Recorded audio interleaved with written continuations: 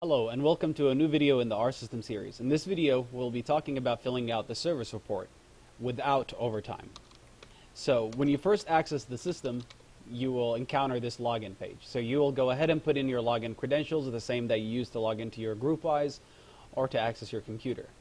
And when you log in, as soon as those icons are active, you can start using the system. So I don't need to wait for this loading to finish. So I can go ahead to start this new service report. I go to New Request. And when I click on New Request, I will see those two drop-down lists. Now, since the service report is with the Finance and Admin department, I can go ahead and select that, or I can leave it on all to see all forms that are available. So I'll leave it on all. I will go down here and I will select Service Report. Make sure you're selecting the service report, not the service report with overtime. So when I select the service report, I will see the following.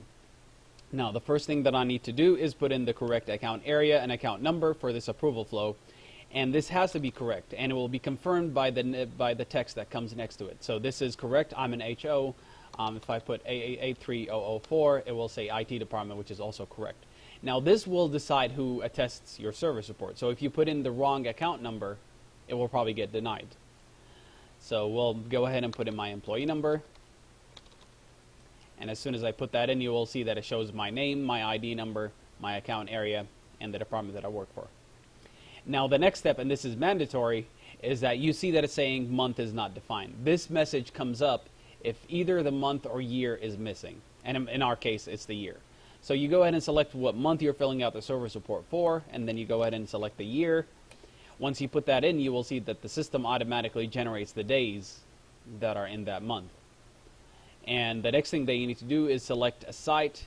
This is not necessary for the service report without overtime. So in our case, this is not necessary. Just it's good to note which site you're in. So for me, it's CHO. And you can go ahead and go over all this stuff to make sure this is correct. If you have any specific code, like for example, vacation leave, sick leave, or any of those codes, you go ahead and put that on in this column at the end. So you can say VL here, VL, and you will see down at the bottom in the summary that I have 2 vacation leave counted. Now, if you're not sure what code you're supposed to put in here, you can read it also in the summary. So here you'll see travel day is TD, absence no pay is A, ordinary sickness is SO, etc. Once you are done with all this, you can move on to the last section. The last section is basically if you worked on more than one account numbers, one account number during this month, so you can put in that account here. So you put in the account area first, like for example 1883006 is an account that I worked in, and I put the activity and I put 12 of those days I worked here.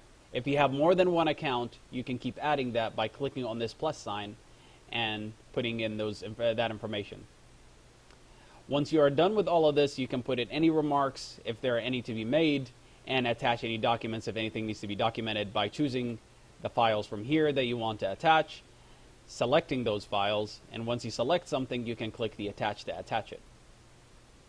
Once you are done, you have 2 options. If you are at the end of the month and you want to go ahead and submit your report for approval, you can go ahead and click the submit form. If you're only filling it out to submit it at a later date, you can go ahead and select save. If you select save and come in at a later date, you can choose to load by clicking on this blue folder icon and select the request that you were filling in. Once you have that open, go over the data to make sure it's still the way you put it in, and go ahead and submit it. But for now, we'll go ahead and submit it directly. Once you submit the request, it will give you a reference number here. Once you have that reference number, 311 in my case, that's the reference number assigned, and it's a unique number to your service report. So whenever you're referencing your service report to anybody, that's the number that you will give them. Once you have that, one thing to mention, the first attester in the service report, as soon as you submit it, is you. That's in the case that it doesn't automatically go to the account responsible and you want it to go to somebody specific. To demonstrate what I'm talking about, if you go to your monitor request to see the status of the service report that you just submitted, and it was 311, so we'll go and find 311 here, and there it is, it's service report. You will see the service report as we filled it in, and here at the top you will see the approval flow that it's going in. So right now it's with me. I can see that. It's with OAD. So I am the requester. The next step is the general attester, and I can see who it is. If this is correct, if this is who it's supposed to go to, then that's fine. What you need to do is go to process request. Since you are the first attester, you are technically an attester and you need to approve this request. So you will go to process request, you will find the request that you have created, you will open that, and down at the bottom, you will have three options. You can either go ahead and approve it. Now, if you notice some changes that need to be made really quick, something that you forgot to do, you can go ahead and deny this request. It will come back to you under monitor request, and then you can make changes to it and resubmit it. If you think it should go to somebody besides MLN and SBE, there is a supervisor that you know that it should go to first, you can go ahead and select delegate and put in their initials. But in our case, it's correct. It's supposed to move on to MLN and SBE, so I will go ahead and approve that.